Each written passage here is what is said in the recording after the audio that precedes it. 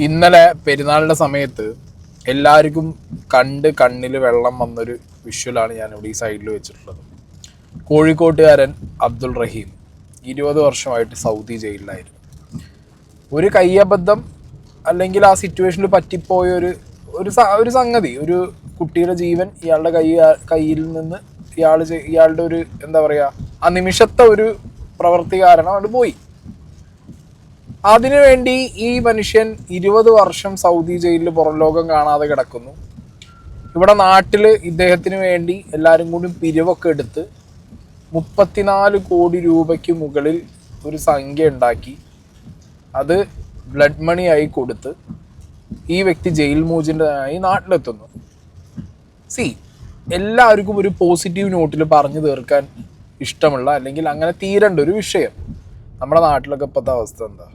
നല്ല കാര്യങ്ങൾ കണ്ടാലോ അല്ലെങ്കിൽ നല്ല കാര്യങ്ങൾ സംഭവിക്കുമ്പോഴോ അതൊന്നും എന്താ പറയുക, അങ്ങോട്ട് നല്ല രീതിയിലെടുത്ത് അത് എല്ലാവരുടെ ഇടയ്ക്കും ഒരു ജാതി മത വ്യത്യാസം ഇല്ലാതെ അത് ആക്സെപ്റ്റ് ചെയ്ത് നല്ലതാണ് ആക്സെപ്റ്റ് ചെയ്ത് കഴിഞ്ഞാൽ കുറേ നല്ല കാര്യങ്ങൾ ഇനിയും നടക്കും. പക്ഷെ വെരി അൺഫോർച്ചുനേറ്റ്ലി ഇവിടുത്തെ കുറച്ച് പേർക്കൊക്കെ ഇതിനിടയിലും കുത്തിത്തിരിപ്പാണ്, ഇതിനിടയിലും വർഗീയതയാണ്, ഇതിനിടയിലും വിഷയങ്ങളാണ്. ഇതൊരു മുസ്ലിം നാമധാരി ആയതുകൊണ്ടല്ലേ ഇത്രയും കോടി രൂപ മുടക്കി ഇയാളെ തിരിച്ചു കൊണ്ടുവന്നത്? കൊലപാതകയായിട്ടുള്ള ഒരുത്തന്നെ തിരിച്ചു കൊണ്ടുവരേണ്ട കാര്യം ഉണ്ടായിരുന്നു? ഇങ്ങനത്തെയൊക്കെ 100 ചോദ്യങ്ങളും വിഷയങ്ങളൊക്കെ ഒരു സൈഡിൽ വേറെയുണ്ട്. എന്താണെങ്കിലും അബ്ദുൾ റഹീം തിരിച്ചെത്തിയതിനു ശേഷം നാട്ടിലെത്തിയിട്ട് പറഞ്ഞ കുറച്ച് കാര്യങ്ങൾ ആദ്യം നോക്കാം. ആദ്യമായി ലോകരക്ഷിതാവിനെ സ്തുതിച്ചുകൊണ്ട് ലോക മലയാളികൾക്കും എന്റെ നാട്ടുകാർക്കും വിദേശത്തുള്ള മലയാളികൾക്കും സുഹൃത്തുക്കൾക്കും സഹായിച്ച എല്ലാ വ്യക്തികൾക്കും പ്രാർത്ഥിച്ചവർക്കും മാധ്യമങ്ങൾക്കും കമ്മിറ്റി അംഗങ്ങൾക്കും നിയമസഹായ കമ്മിറ്റി അംഗങ്ങൾക്കും കോച്ച് അഷ്റഫ് സിദ്ദീഖ്, പേരെടുത്ത് പറയാൻ ഒരുപാട് പേരുണ്ട്, അവരോട് പേരെടുത്ത് പറയുന്നില്ല. റിയാദ് എംബസിയിലെ മലയാളിയായ സിദ്ദീഖും യൂസുഫ്, അദ്ദേഹത്തിന്റെ മകൻ സവാദും, പിന്നെ റിയാദിലെ നിയമസഹായ കമ്മിറ്റികളും നാട്ടിലെ നിയമസഹായ കമ്മിറ്റികളും എന്റെ നാട്ടുകാരും സുഹൃത്തുക്കളും എല്ലാ ലോക മലയാളികൾക്കും വളരെ വളരെ നന്ദി അറിയിക്കുന്നു. ഈദ് മുബാറക്. മലയാളികളുടെ ഒരു ഐക്യം അത് തന്നെയാണ് നമ്മളിവിടെ കാണിച്ചിട്ടുള്ളത്. ഒരു മനുഷ്യൻ 20 വർഷം അതും സൗദി ജയിലിൽ കിടക്കുക എന്ന് പറയുമ്പോൾ അത്ര ഈസി ആയിട്ടുള്ള കാര്യമില്ല. ജയിലിൽ കിടക്കുന്നതിന് ഈസി അല്ല. അത് അവിടുത്തെ ജയിലുകളൊക്കെ എന്ന് പറഞ്ഞാൽ പറഞ്ഞു കേട്ടൊരു അറിവ് വെച്ചിട്ട് ഇറ്റ്സ് നോട്ട് എന്താ പറയുക, ഒരു ഇവിടുത്തെ ജയിൽ പോലുള്ള കുറേ അങ്ങോട്ട് എന്തെങ്കിലുമൊക്കെ കാണിച്ചു കൂട്ടാം അല്ലെങ്കിൽ എന്തെങ്കിലുമൊക്കെ ഫെസിലിറ്റി കിട്ടും, അങ്ങനത്തെ പരിപാടികളൊന്നും കാണൂലേ. 10 വർഷമായിട്ട് അയാളെ ഉമ്മാനെ കണ്ടിട്ടുണ്ടായിരുന്നില്ല. 2016-ലോ 2017-ലോ എങ്ങാണ്ടാണ് ഈ മനുഷ്യൻ ഉമ്മാനെ കാണുന്നത്, ഉമ്മാനെ കേൾക്കുന്നത്. അങ്ങനെ ആ ഒരു അവസ്ഥ ഇപ്പം എനിക്ക് ബിഗ് ബോസ് പോയപ്പോൾ ഒരു അവസ്ഥ അറിയാം. പുറം ലോകത്തിനായിട്ടുള്ള കണക്ഷൻ വെട്ടിക്കഴിഞ്ഞാൽ നമുക്ക് എന്ത് സംഭവിക്കും, നമ്മളിൽ എന്ത് സംഭവിക്കും. പിന്നെ നമ്മൾ പുറത്തിറങ്ങുമ്പോൾ അത് അതിലും വലിയ പരീക്ഷണമാണ്. കാരണം ഇപ്പം എനിക്കൊക്കെ എന്ന് പറഞ്ഞാൽ ഒരു 10-40 ദിവസം 50 ദിവസം തന്നെ ഈ ലോകത്തുനിന്ന് കണക്ഷൻ വിട്ടപ്പോൾ തന്നെ തിരിച്ചു വരുമ്പോൾ ഈ വേൾഡിനായിട്ട് കണക്ട് ചെയ്യാൻ കുറച്ച് പാടായിരുന്നു. 20 വർഷമായിട്ട് ലോകത്തിൽ ഒന്നും അറിയാതെ എന്താ നടക്കുന്നത്, ആരാ എന്താണെന്നും അറിയാത്തൊരു മനുഷ്യൻ ഇനി തിരിച്ചു വരുമ്പോൾ അയാളുടെ ജീവിതം അത് വേറെ രീതിക്കായിരിക്കും. അപ്പം അങ്ങനത്തെ കാര്യങ്ങളൊക്കെ അയാളുടെ ലൈഫിലുണ്ട്, അതവിടെ നിൽക്കട്ടെ. ഇതിനകത്ത് ഈ വ്യക്തി എന്ത് ചെയ്തു, എന്തിന് ജയിലിൽ പോയി എന്നുള്ളൊരു വിഷയമില്ലേ, അതെല്ലാവർക്കും ഇപ്പോൾ പലർക്കും ഈ ന്യൂസ് കാണുന്നവർക്ക് ചിലപ്പോൾ എന്താ സംഗതി എന്ന് അറിയുന്നുണ്ടാവില്ല. പലരിലേക്കും കാര്യങ്ങൾ എത്തിയത് എന്ന് പറഞ്ഞു കഴിഞ്ഞാൽ വേറെ കുറച്ച് വർഗീയതയുടെ കുറച്ച് എലമെൻറ്റുകൾ കലർത്തിയിട്ടുള്ള ഒരു എത്തലായിരിക്കാം, പല രീതിയിലെത്താം. പക്ഷേ ഞാൻ പറഞ്ഞല്ലോ, എനിക്ക് ഇതൊരു പോസിറ്റീവ് നോട്ടിൽ ഈ കാര്യങ്ങൾ എടുക്കാനും അല്ലെങ്കിൽ ഇതിൽ നിന്ന് ആളുകൾ ഇനി മനസ്സിലാക്കണം എന്ത് നമ്മൾ ഒന്നിച്ച് നിന്ന് കഴിഞ്ഞാൽ പലതും ചെയ്യാൻ പറ്റുന്നുള്ള ആ ഒരു മെസ്സേജിലേക്കാണ് ഇത് കൊണ്ടുപോകാൻ എനിക്ക് പേഴ്സണലി താല്പര്യം. ഇന്നലെ റിപ്പോർട്ടർ ചാനലിൽ അരുൺകുമാർ ഈ ഉണ്ടായ സംഭവം ഒന്നുകൂടി വിവരിക്കുന്നുണ്ട്. ഇവിടെ പ്രേക്ഷകരിൽ ചിലരെങ്കിലും സംശയം ചോദിക്കുന്നതുകൊണ്ടാണ് ഈ അമ്മയുടെ കണ്ണീര് പോലെ മറ്റൊരു അമ്മയുടെ കണ്ണീരില്ലേ എന്ന് ചോദിക്കുന്നു. ഒരു കാരണവശാലും അത് താരതമ്യം ചെയ്യാനേ കഴിയില്ല. അബ്ദുൾ റഹീം ഏതെങ്കിലും തരത്തിൽ മനഃപൂർവ്വം ഒരു കുഞ്ഞിനെ വധിച്ചതല്ല. അതവിടെ നടന്ന സംഭവം എക്സാക്ട്ലി എന്താണ് എന്നുള്ളത് മാധ്യമങ്ങൾ റിപ്പോർട്ട് ചെയ്തിട്ടുണ്ട്. ഒരിക്കൽ കൂടി അങ്ങനെ സംശയമുള്ള പ്രേക്ഷകരുടെ സംശയം തീർക്കാൻ വേണ്ടി ഞാനൊന്ന് പറയാം. 2006 ഡിസംബർ 24-നാണ്, അതായത് അബ്ദുൾ റഹീം സൗദിയിൽ ഡ്രൈവറായി ജോലിക്കെത്തി 1 മാസം കഴിയുമ്പോഴാണ് സ്പോൺസറുടെ മകനായ അനസ് എന്ന് പറയുന്ന കുട്ടി, 15 വയസ്സുള്ള കുട്ടി, ആ കുട്ടിയുടെ ശരീരം ആകെ തളർന്ന് കിടപ്പാണ്. ഒരു മെഡിക്കൽ ഉപകരണത്തിന്റെ സഹായത്തോടു കൂടി മാത്രമാണ് ആ കുട്ടിക്ക് ചലിക്കാൻ കഴിയുക. അപ്പോ ശരീരമാസകലം ആ മെഡിക്കൽ എക്യുപ്മെന്റുമായിട്ട് ആ കുട്ടിയെ പുറത്തു കൊണ്ടുപോകണമെന്ന് ആവശ്യപ്പെടുന്നു. ഡിസംബർ 24 തീയതി ഈ അന്ന് അനസ് എന്ന് പറയുന്ന കുട്ടിയുമൊത്ത് കാറിൽ പുറത്തു പോയതാണ് നമ്മളുടെ പ്രിയപ്പെട്ട റഹീം. അൽ അസീസിയ ഏരിയയിൽ എത്തുമ്പോൾ അവിടെ ഹൈപ്പർ പാണ്ട മാർക്കറ്റിന് സമീപം വെച്ച് ട്രാഫിക് സിഗ്നലില് കാർ നിർത്തുന്ന സമയത്ത് ഈ അനസ് വാശി പിടിക്കുന്നു, ആ റെഡ് സിഗ്നൽ ലംഘിച്ചു പോകണം എന്ന് പറയുന്നു. പക്ഷേ അത് റഹീമിന് ചെയ്യാൻ പറ്റില്ലല്ലോ. സൗദിയിലെ നിയമം അനുസരിച്ച് അങ്ങനെ സിഗ്നൽ തെറ്റിച്ചു പോയാൽ അത് വലിയ പിഴ ഒടുക്കേണ്ടി വരും. മാത്രമല്ല വിസ പോലും ജോലി പോലും നഷ്ടപ്പെട്ടു പോകാനുള്ള സാധ്യതയുണ്ട്, അപകടം ഉണ്ടാകാനുള്ള സാധ്യതയുണ്ട്. റഹീം ഈ കുട്ടിയെ പറഞ്ഞ് ബോധ്യപ്പെടുത്താൻ ശ്രമിക്കുന്നുണ്ട്, പക്ഷേ ആ കുട്ടി അത് കേൾക്കുന്നില്ല. ആ സമയത്ത് വിസമ്മതിച്ചതോടെ പ്രകോപിതനായ അനസ് എന്ന് പറയുന്ന കുട്ടി വഴക്കിടുകയും റഹീമിന്റെ മുഖത്തേക്ക് തുപ്പുകയൊക്കെ ചെയ്യുന്നുണ്ട്. അത് തടയാൻ വേണ്ടിയിട്ട് റഹീം കൈയൊന്നുയർത്തിയതാണ്. ആ സമയത്താണ് അനസിന്റെ ശരീരത്തെ ഘടിപ്പിച്ചിരുന്ന മെഡിക്കൽ ഉപകരണത്തിൽ തട്ടി.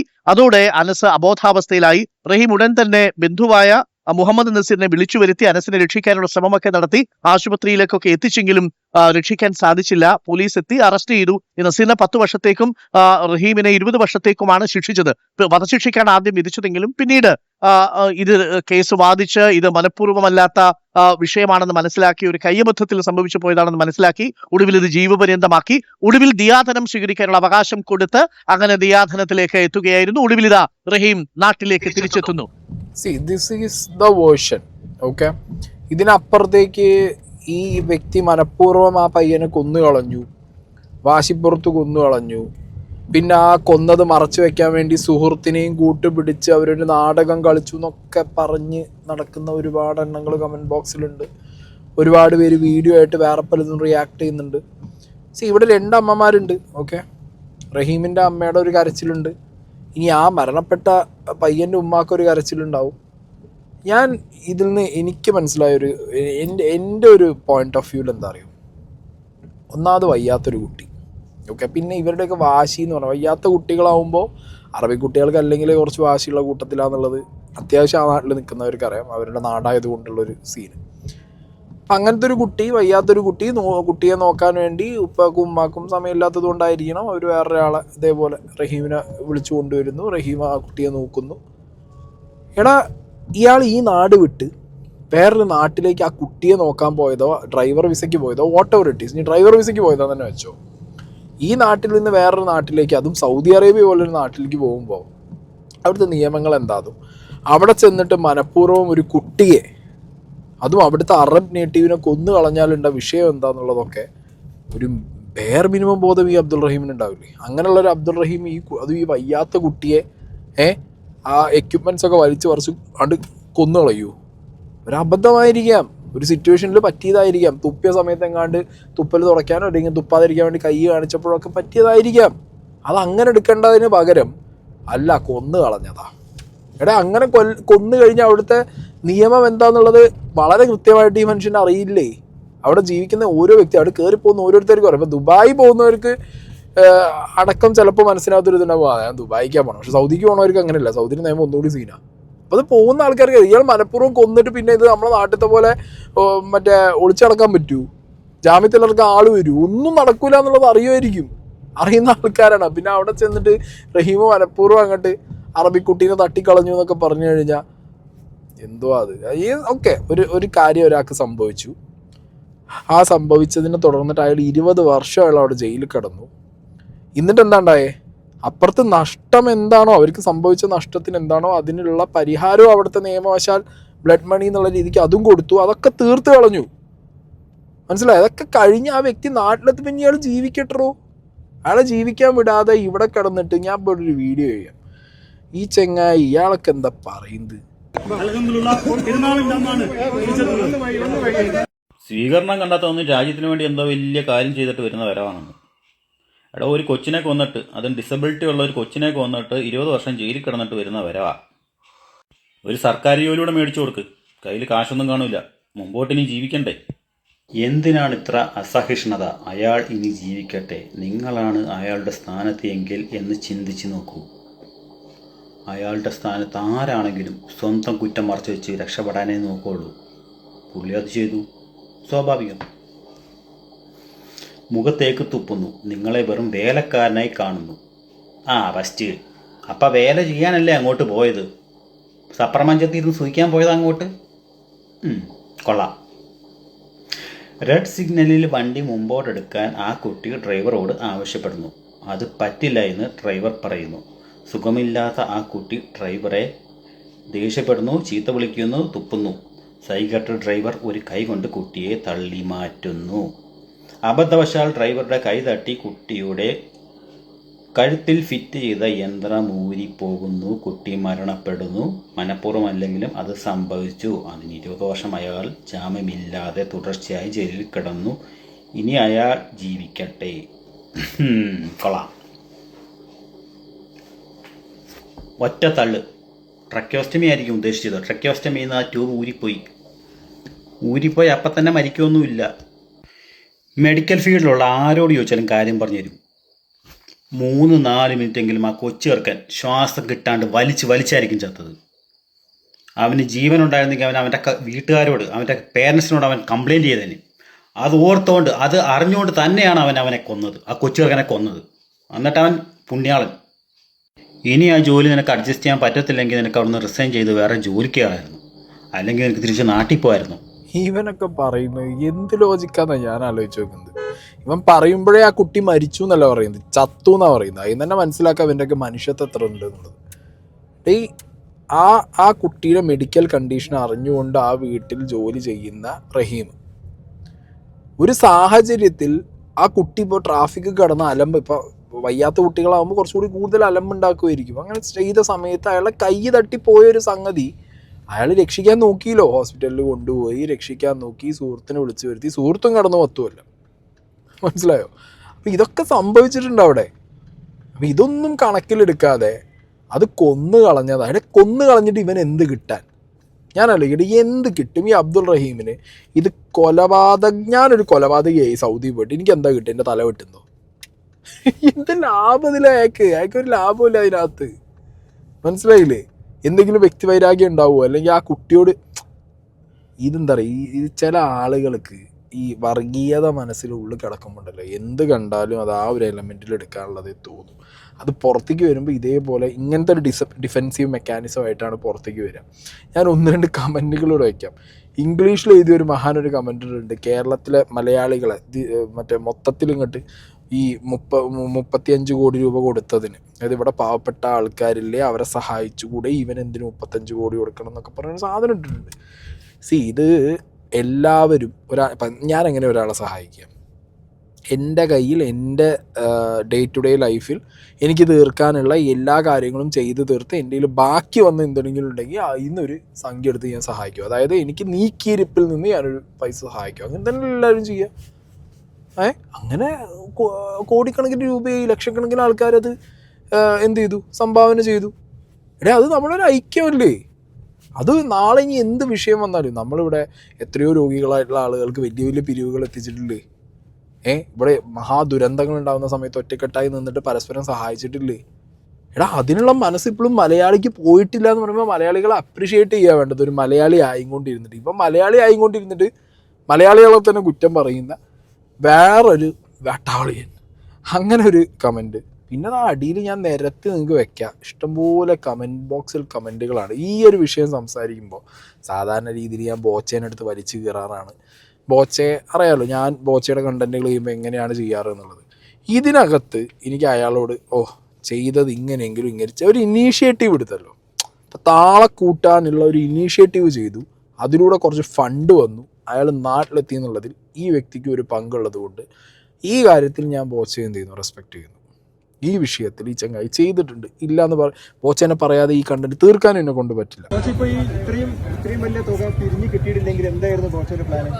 കിട്ടിയില്ലെങ്കിൽ നമ്മൾ ഉപേക്ഷിക്കില്ല. നമ്മൾ ആ കാശ് എടുത്ത് കൊടുക്കുമ്പോൾ 4 കോടി ഇറങ്ങി തിരിച്ചാൽ പിന്നെ നമ്മൾ ഇറങ്ങി തിരിച്ചതൊന്നും ഡ്രോപ്പ് ആയിട്ടില്ല. ഇതുവരെ ഇറങ്ങി തിരിച്ചാൽ അത് ചെയ്യലാണ്, അല്ലാണ്ട് കൊല്ലാൻ കൊടുക്കില്ല കാശിന്റെ പേരിൽ. എന്തായാലും അയ്യോ, എന്നെ എടുത്ത് പൊക്കി കുറെ കാലത്തിന് ശേഷം, കോളേജിൽ നിന്ന് പൊക്കിയതിന് ശേഷം ഞാനാണ് സാധാരണ പൊക്കല്. എന്നെ എടുത്ത് പൊക്കിന്ന് എല്ലാവരും കൂടെ. അത് വികാരപരിതമായതാ.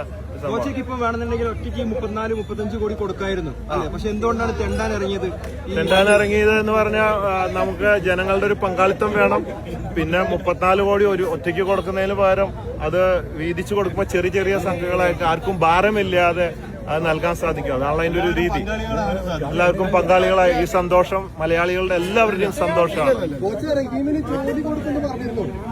ഞാൻ ഓഫർ ചെയ്തിട്ടുണ്ട്. നമ്മുടെ കോഴിക്കോട് നമ്മുടെ ജ്വല്ലറി ഷോപ്പില് പിന്നെ ഒരു നല്ല ജോലി കൊടുക്കണമെന്നുണ്ട്. കല്യാണം കഴിച്ചിട്ടില്ലെങ്കിൽ ഒരു കല്യാണം കഴിപ്പിക്കണമെന്നുണ്ട്. അപ്പൊ ഇത്രയും കാലം അകത്ത് കിടന്നാൽ 20 വർഷം ഇനി കല്യാണം കഴിച്ച് പുറത്ത് കിടക്കട്ടെ എന്ന് വിചാരിക്കുകയാണ്. ആണ് ബോച്ച പറഞ്ഞത്. കല്യാണം കഴിപ്പിക്കും, ഇല്ലെങ്കിൽ ഈ പറഞ്ഞ ജോലി കൊടുക്കും. ഇത് പിരിവിലൂടെ എത്തിയില്ല എന്നുണ്ടെങ്കിൽ കയ്യിൽ നിന്ന് 34 കോടി കൊടുക്കും എന്നൊക്കെ ബോച്ച പറഞ്ഞത്. ഇനിയിപ്പോൾ അത് പറയാലോ. ഇത് ഞാൻ അയാളെ കുറ്റം പറഞ്ഞതല്ല, അയാൾ ചെയ്യേണ്ട പാർട്ട് അയാൾ ചെയ്തിട്ടുണ്ട്. പക്ഷെ ഇത് ചെറിയൊരു തള്ളു അതിനിടയിൽ കൂടി തള്ളിയോ എന്നൊരു സംശയം മാത്രം. ബട്ട് വെൽഡൺ ബോച്ച ഈ കാര്യത്തിൽ സമ്മതിച്ചു. പക്ഷെ എന്താ പറയുക, ഇനി ഇയാളെ ഏറ്റെടുത്ത് ഇങ്ങനെ മറ്റേ പൊക്കിപ്പിടിച്ച് ഓൺലൈൻ മീഡിയയും സോഷ്യൽ മീഡിയയും അതുപോലെ ബോച്ചയൊക്കെ കൊണ്ടു നടന്ന ഇന്നൊരു പോസിറ്റീവ് നോട്ടിലാണ് അബ്ദുൾ റഹീം പോകുന്നത്. നാളുകളിൽ അത് മാറും. ഞാൻ അതിനുവേണ്ടി ആവശ്യമുള്ളൊരു കമൻറ്റ് ബോക്സ് ഇവിടെ വയ്ക്കാം. ഒരു വ്യക്തി ഇതിൽ കൃത്യമായി എഴുതിയിട്ടിട്ടുണ്ട്, സോഷ്യൽ മീഡിയനെ അകറ്റി നിർത്തണം, സോഷ്യൽ മീഡിയനെ മാറ്റി നിർത്തണം എന്നുള്ളത്.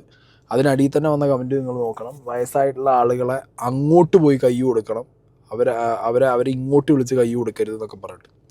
ഇവിടെ അങ്ങനെയാണ്. ഇവിടെ എന്താ പറയുക, ഒരു ആദ്യം ഒന്ന് പൊക്കും, പിന്നെയും ഒന്ന് പൊക്കും, മുകളിലെത്തി നീണ്ട കാലുമ വലിച്ച് താഴെ നിലത്തൊരു 4 അടി ടപ്പ ടപ്പ ടപ്പ ടപ്പ് ചെയ്ത് പറഞ്ഞിട്ട്. അതാണ് സോഷ്യൽ മീഡിയ. അപ്പോൾ അബ്ദുൾ റഹീമിന് 20 വർഷം ഒരു മനുഷ്യൻ മാറി. ഈ 20 വർഷം കൊണ്ട് എല്ലാം മാറി. അബ്ദുൾ റഹീം നാട്ടിൽ നിന്ന് പോകുമ്പോൾ പണ്ട് ഏഷ്യാനെറ്റ്, ഏതെങ്കിലും കൈരളി, 4 ന്യൂസ് ചാനൽസ് ഉണ്ടെങ്കിൽ ഉണ്ട്, അത്രേ ഉള്ളൂ. പക്ഷേ അബ്ദുൾ റഹീം തിരിച്ചു വരുമ്പോൾ അവരേക്കാൾ പവർഫുൾ ആയിട്ടുള്ള സോഷ്യൽ മീഡിയ ഇവിടെ മുന്നിൽ നിൽക്കുക. അബ്ദുൾ റഹീമിന് വേണ്ടി എങ്ങനെ ഈ ഫണ്ട് പിരിവ് നടന്നു, അതിൽ സോഷ്യൽ മീഡിയയുടെ ഒരു ഭാഗം എന്താണെന്ന് അബ്ദുൾ റഹീമിന് അറിയില്ല. അബ്ദുൾ റഹീം ഇവിടുന്ന് പോകുമ്പോൾ ആൻഡ്രോയിഡ് ഫോൺ ആണെങ്കിൽ അല്ലേ, ആൻഡ്രോയിഡ് അല്ല നോക്കിയല്ലേ ആ ടൈമിൽ, അതാണ് 6600 ആണെങ്കിൽ തിരിച്ചു വരുമ്പോൾ വേറെ ലെവൽ. അതിന് ബ്രാൻഡ് നോക്കിയന്നെ പോയിട്ട് ഇപ്പോൾ ആപ്പിളിൻ്റെ കളിയും വേട്ടയാട് വിളയാടലാണ്. അപ്പോൾ അങ്ങനത്തെയൊക്കെ ഡ്രാസ്റ്റിക് ചേഞ്ച് ലൈഫിൽ ഈ ചങ്ങായിൻ്റെ ഉണ്ടായിട്ടുണ്ട്. ലൈക്ക് കുറച്ചൊന്ന് അയാൾ ഇതിനൊക്കെ ആയിട്ട് അഡാപ്റ്റ് ചെയ്ത് വരാനൊക്കെ സമയം പിടിക്കും, ആളുകളായിട്ടും എൻവയോൺമെൻറ്റായിട്ടും സിറ്റുവേഷനായിട്ടൊക്കെ. അപ്പം അങ്ങനത്തെയൊക്കെ സമയങ്ങളിൽ ഈ പറഞ്ഞ പോലെ ഒപ്പം ഉള്ളവർ അയാളെ പറഞ്ഞ് കാര്യങ്ങൾ പഠിപ്പിച്ചു കൊടുത്ത് മാറിയ മാറ്റങ്ങൾ എന്താണെന്നൊക്കെ അറിഞ്ഞ് സിറ്റുവേഷൻ എന്താ നാട്ടിലെന്നുള്ളതൊക്കെ മനസ്സിലാക്കിയ അയാൾ സോഷ്യൽ മീഡിയയിൽ നിന്ന് കുറച്ച് മാറി നിന്നാൽ അയാൾക്കും നല്ലതാണ്. അത്രേ പറയാനുള്ളൂ. ആൻഡ് മലയാളികളുടെ ഒറ്റക്കെട്ടായിട്ടുള്ളൊരു എഫേർട്ടാണ് ഇവിടെ കണ്ടത്. ഞാൻ പറഞ്ഞല്ലോ, അതിനെ കുറ്റപ്പെടുത്തുന്നവർക്ക് കുറ്റപ്പെടുത്താം, അതൊന്നും എന്തെങ്കിലുമൊക്കെ നെഗ് കാണാനുള്ളവർക്ക് കാണാം. But end of the day for me, എനിക്കിതൊന്ന് മനസ്സിലാക്കാൻ പറ്റുന്നതും അല്ലെങ്കിൽ എനിക്ക് നിങ്ങളിലേക്ക് എത്തിക്കേണ്ടതുമായിട്ടുള്ള കാര്യം എന്ന് പറഞ്ഞാൽ എത്ര വലിയ ടാസ്ക് ആണെങ്കിലും ഒന്നിച്ച് നിന്നാൽ തീർക്കാൻ പറ്റുന്ന പരിപാടിയേ ഉള്ളൂ. പിന്നെ ഒരാൾക്കൊരു അബദ്ധം സംഭവിച്ചു, ഒക്കെ ഒരു കൈയബദ്ധം പറ്റിപ്പോയി, ആ പറ്റിപ്പോയതിന് അയാൾ 20 വർഷം അവിടെ കിടന്ന് അനുഭവിച്ചു. ആ അനുഭവിച്ച മനുഷ്യൻ രക്ഷപ്പെട്ട് ഇവിടെ വന്നിട്ട് ഇനിയും ഈ പേരിൽ ഇനി അയാളെ അനുഭവിപ്പിക്കണം, ഇനി അയാളെ പറഞ്ഞ് കുത്തണം എന്ന് അതിന് വല്ല കാര്യമുണ്ടോ? കാരണം മരിച്ചവരെ വീട്ടുകാർക്ക് പൈസ വേണ്ടത് അവർക്ക് പൈസയായിട്ട് കിട്ടി. ഓക്കെ, അവർക്ക് അവരെ മകൻ പോയതിന് അവർക്ക് പൈസ കിട്ടി, അവരതിൽ ഓക്കെ, അതുകൊണ്ടാണല്ലോ വിട്ടത്, അവരാ കേസ് ഒഴിവാക്കിയത്. അപ്പോൾ പിന്നെ അവർക്കില്ലാത്ത ദണ്ണം എന്തിനാ അവിടെ നാട്ടുകാർക്ക് എന്നുള്ളത് ഞാൻ ആലോചിച്ച് നോക്കുന്നത്. അങ്ങനെ ദണ്ണമുള്ളവരുണ്ടെങ്കിൽ അവരുടെ മനസ്സിലെ വർഗീയത നിങ്ങൾ ആലോചിച്ച് നോക്ക്. അത് അബ്ദുൾ റഹീം എന്നുള്ള പേര് കാരണമായിരിക്കും.